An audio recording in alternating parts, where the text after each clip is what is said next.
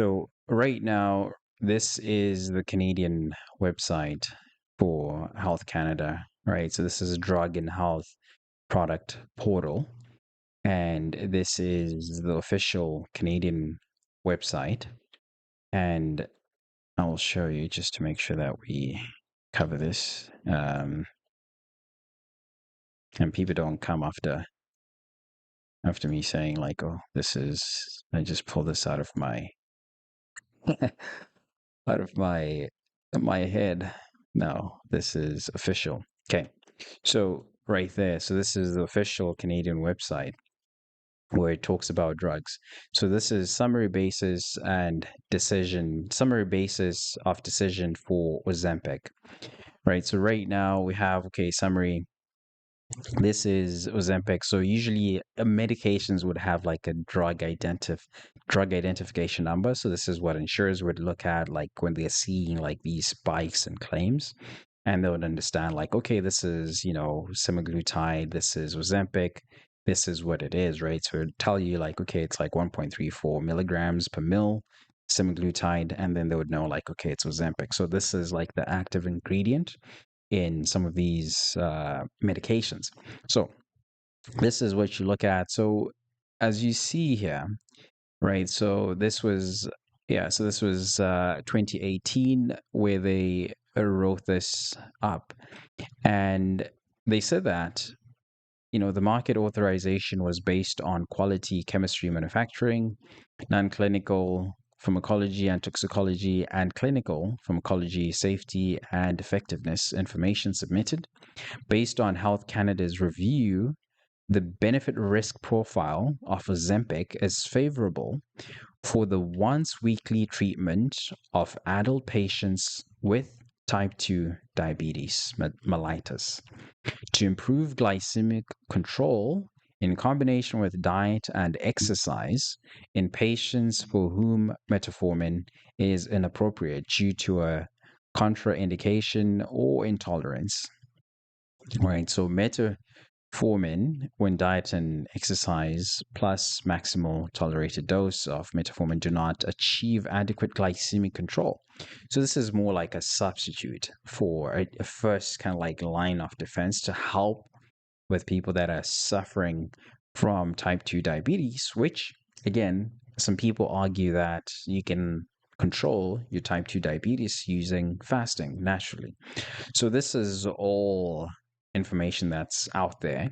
I'm not, creating this stuff, but it's officially on the websites. And yeah, so this is pretty much what I wanted to just highlight for us to understand, because a lot of people tend to disregard the use case for some of these medications, because what happens as well is that these medications, when they first initially do their trials, they're doing it based on a certain test group, right? So test subjects. And one of the things that I wanted to point out is like, okay, so when you're reading this, right? So we're right here. So Ozempic was studied in a limited number of patients, 75 years of age or older.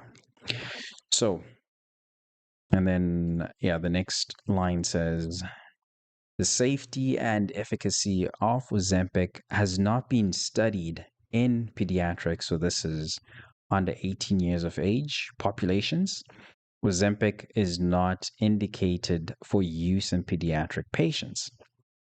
So again, when we look at this information, clearly this is for like people who are like 75 years of age and older. So there is this group between, let's say, 18 to, I mean, definitely like under 18. Like there's nothing that's saying that pediatrics should take Ozempic. And what you want to understand, like sometimes again, if we're coming back, like we're using Ozempic, we're reading Ozempic here, but the active ingredient in Ozempic is also an active ingredient in other GLP-1s with semaglutide, right? So That's the important thing to understand, that the name can change, the brand can change, but the active ingredient remains the same. The semaglutide, right? So this is what then becomes consistent. This is a thing that you have to keep in mind. So based on this information, as you can tell, like people that are like under 75 to, let's say, yeah, anyone under 75. Right now, the people that are taking the semaglutide are the test subjects, just the general population. So you don't know what's going to happen, right? So like some of these people, some of them were reported to have like a GI issues, so gastrointestinal, so like the stomach, the colon.